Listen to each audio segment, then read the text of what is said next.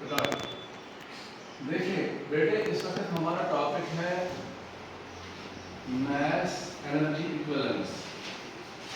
Mass energy equivalence क्या आपने कभी सुना है? थ्योरी ऑफ रिलेटिविटी सुना है कभी? क्या आपने कभी सुना है आइंस्टाइन का नाम सुना है कभी?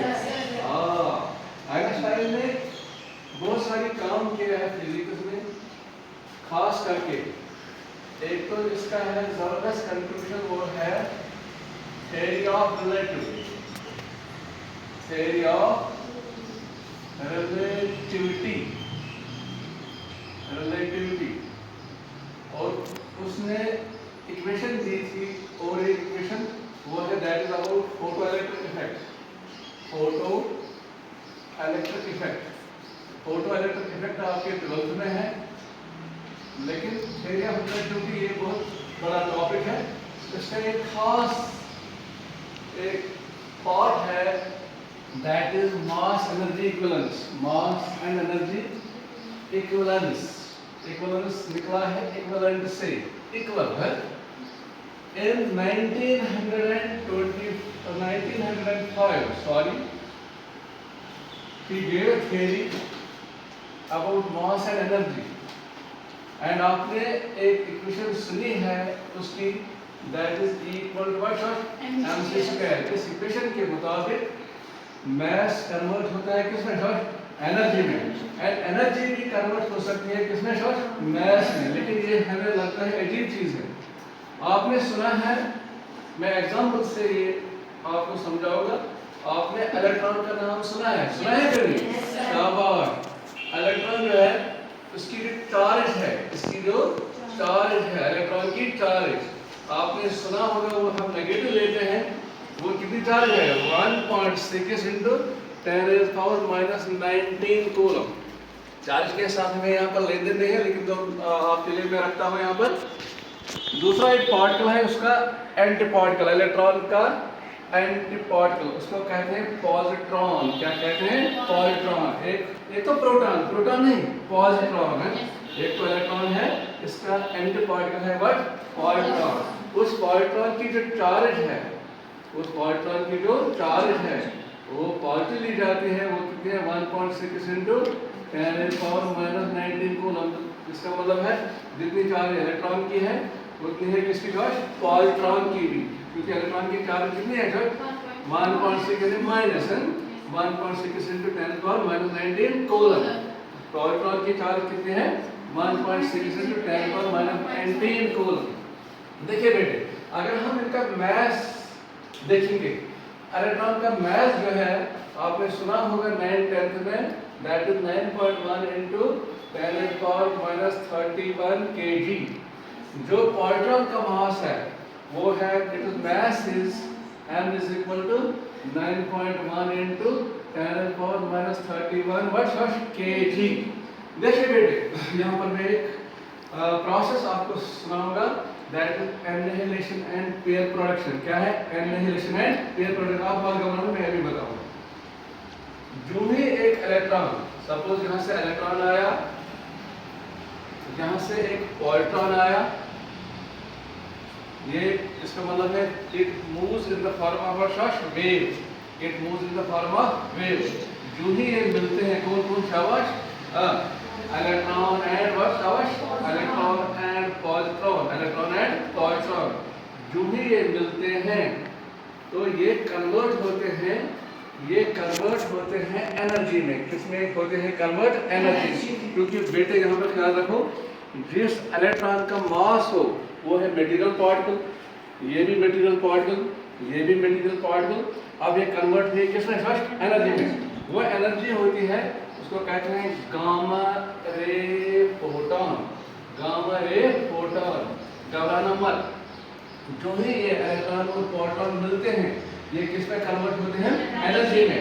और वो एनर्जी, गामा रे फोटॉन की एनर्जी है, वो होती है 1.02 into सीधे मैं बताऊंगा आपको, million electron volt. 1.02 million electron volt. अब देखो, अब तो जबरदस्त चीज है जो हमें अचंभे में डालता है, जिससे हम हैरान होते हैं। जो ही ये गामा रे फोटॉन, कभी कभी जब ये गामा रे फोटॉन किसी हैवी न्यूक्लियस में गुजर जाता है, आप हैवी न्यूक्लियस कहेंगे, लगभग आपने सुना होगा, ये यूरेनियम का नाम सुना होगा, प्लैटिनम का आपने नाम सुना होगा है, थोरियम का नाम आपने सुना होगा है। तो जो ही इनके न्यूक्लियस में बहुत ज़्यादा एटॉमिक नंबर और मास नंबर होता है, इनको हम कहते हैं हैवी न्यूक्लियस। जो ही ये कौन गामा रे फोटॉन किस में से गुजर जाता है, इस हैवी न्यूक्लियस में से जब ये गुजर जाता है तो क्या होता है, हमारी हैरानगी के लिए कौन गुजर गया यहाँ से गामा रे फोटॉन कहाँ से गुजर गया हैवी न्यूक्लियस। बाहर निकल के यहाँ निकलता है इलेक्ट्रॉन, यहाँ निकलता है क्या पॉजिट्रॉन, क्या निकलता है पॉजिट्रॉन। अब ख्याल रखो, इलेक्ट्रॉन मटेरियल पार्टिकल है, कौन पार्टिकल मटेरियल पार्टिकल, प्रोटॉन कौन पार्टिकल है मटेरियल पार्टिकल यानी मैटर मैस कन्वर्ट हुआ किसमें एनर्जी जब ये चली गई किसमें से ये किसमें कन्वर्ट हुई मटेरियल में, मैस में कन्वर्ट हुआ, यानी मैस हुआ कन्वर्ट किसमें एनर्जी भी कन्वर्ट किसमें मैस में। तो इस एग्जाम्पल से हमें पता चला है कि mass and energy they are interconvertible. जब इस इलेक्ट्रॉन और प्रोटॉन का वजूद यहाँ पर खत्म हुआ, इस प्रोसेस को हम कहते हैं एनाहिलेशन। ये खत्म हुए, ये किसमें कन्वर्ट हुए एनर्जी में, किसमें हुए कन्वर्ट एनर्जी। तो यहाँ पर दोबारा वही, यहाँ पर ये जोड़ी थी ना, यहाँ पर वही जोड़ी यहाँ पर पैदा हुई, जिसको कहते हैं पेयर प्रोडक्शन। क्या कहते हैं पेयर प्रोडक्शन।